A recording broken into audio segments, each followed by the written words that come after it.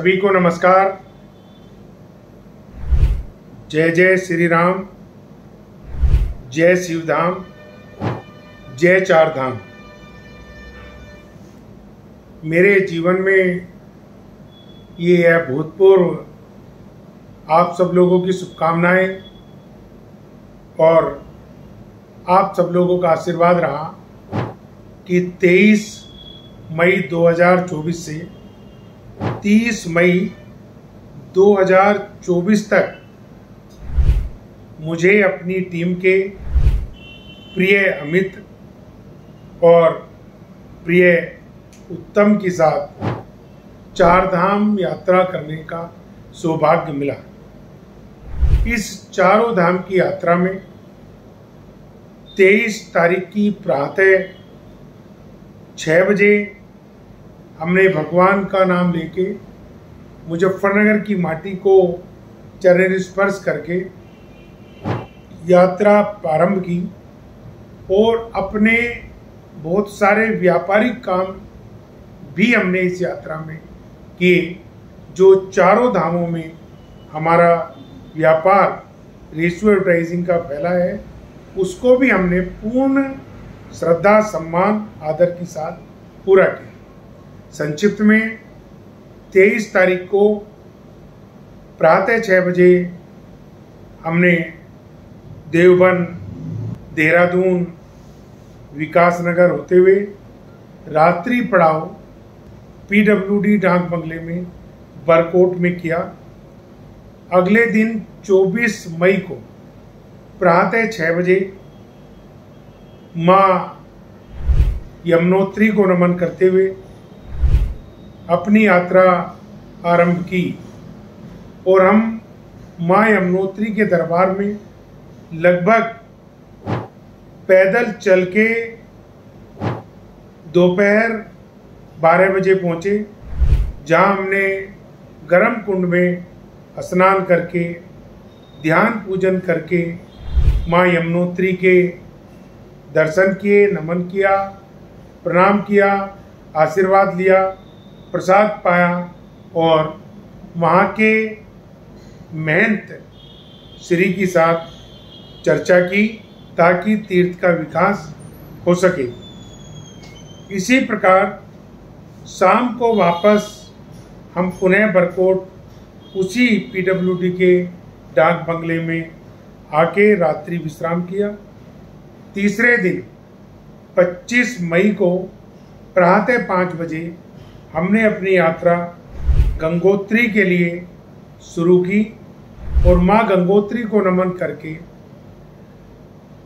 शाम को 4 बजे तक माँ गंगा के दरबार में जाके माँ गंगा की धारा में पूजन करके, ध्यान करके, नमन करके, आशीर्वाद लेके, प्रसाद ग्रहण करके गंगा समिति के सचिव रमेश जी से तीर्थ के विकास में महत्वपूर्ण भूमिका निभाने के लिए चर्चा की और रात्रि विश्राम लगभग 1 बजे पायलट बाबा के आश्रम में उत्तर काशी से लगभग 22 किलोमीटर गंगोत्री रोड पे किया।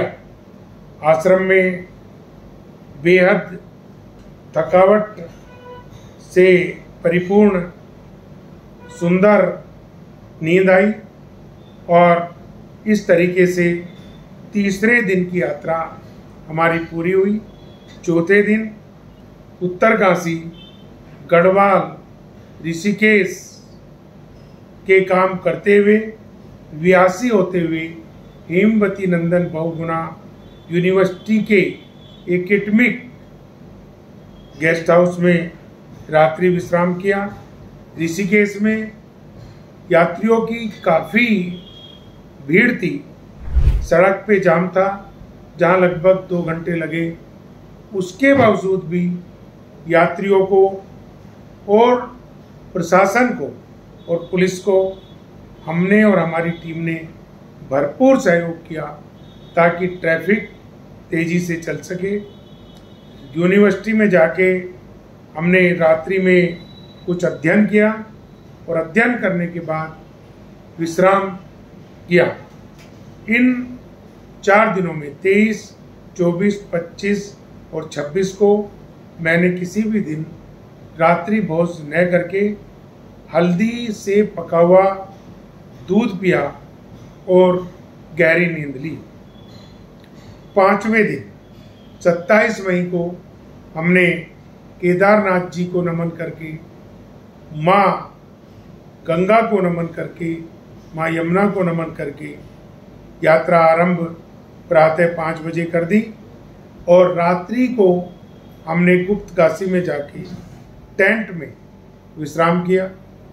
बेहद सुंदर टेंट, बेहद आधुनिक टेंट, बेहद सस्ते टेंट हमें वहाँ मिले।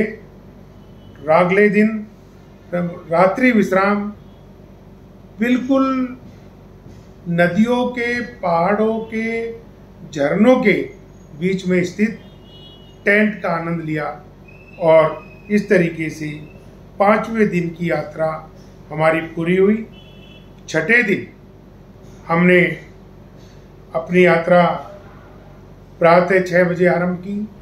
हेलीकॉप्टर के माध्यम से केदारनाथ बाबा के दरबार पहुंचे।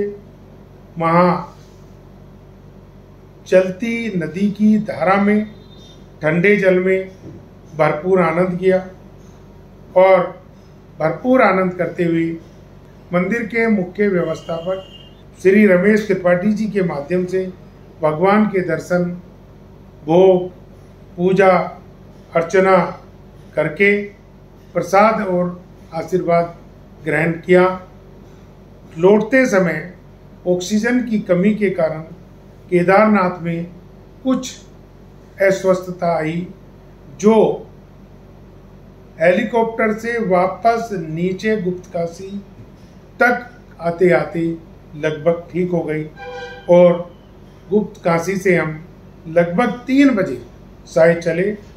रात को पीपल कोटी पहुँचे। पीपल कोटी में PWD के गेस्ट हाउस में, जो बिल्कुल टीले के ऊपर बहुत ही मधुर वातावरण में, सनसनाती हुई आवाज में, बंदरों से भरपूर पूरे वातावरण में स्थित था। चारों तरफ से विजिबल था, शीशे के दरवाजे होने के कारण बहुत ही सुंदर वातावरण था। रात को हम लगभग 10 बजे पहुंचे और इस तरीके से हमारी 6ठे दिन की यात्रा पूरी हुई। 7वें दिन हमने प्रातः अपनी यात्रा शुरू करी और बद्रीनाथ जी को नमन करके बद्रीनाथ जी के दर्शन किए।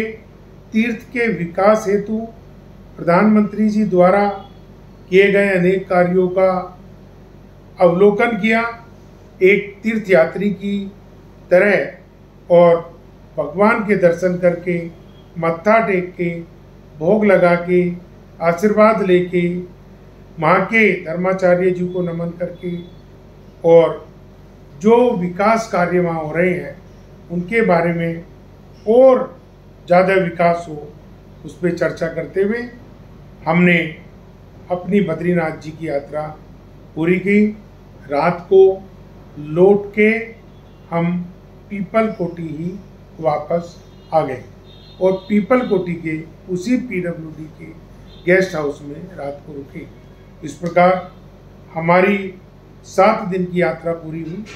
8वें दिन 30 तारीख को हमने अपनी यात्रा पुनः 5 बजे आरंभ की और बहुत सारे काम जो नगर पालिकाओं के थे उनको पूरा करते हुए श्रीनगर में आके गंगा की धारा में, जहाँ लगभग गंगा का फाट 150 मीटर चौड़ा होगा और जल लगभग 150 फीट नीचे होगा, नवनिर्मित गंगा मंदिर में पुल के माध्यम से जाके दर्शन किए, अर्चना की, आचार्य जी द्वारा पूजन कराया गया और आशीर्वाद लेके हम श्रीनगर से चले।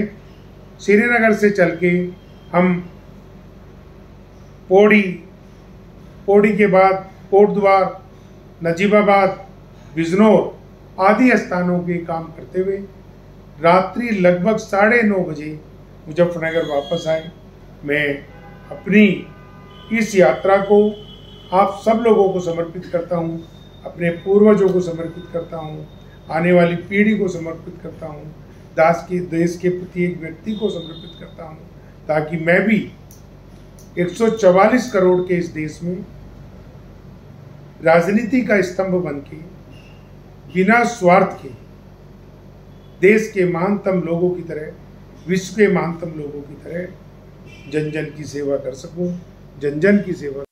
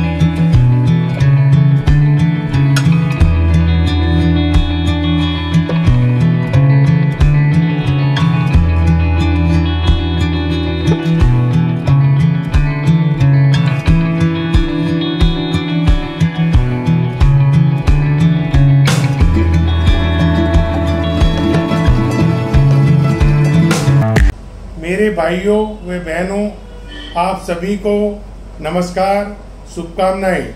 इंफॉर्मेटिव और मोटिवेशनल विचारों के लिए हमारे चैनल को सब्सक्राइब करें, वीडियो को लाइक करें। किसी भी प्रकार के सवाल जवाबों के लिए कमेंट करें और हमारे सभी सोशल मीडिया हैंडल्स को फॉलो करें, जिससे आपका सहयोग हमें जन जन की सेवा करने को प्रेरित करता रहे। सत्यप्रकाश रेसू अग्रवाल, आप हम सब, जय हिंद।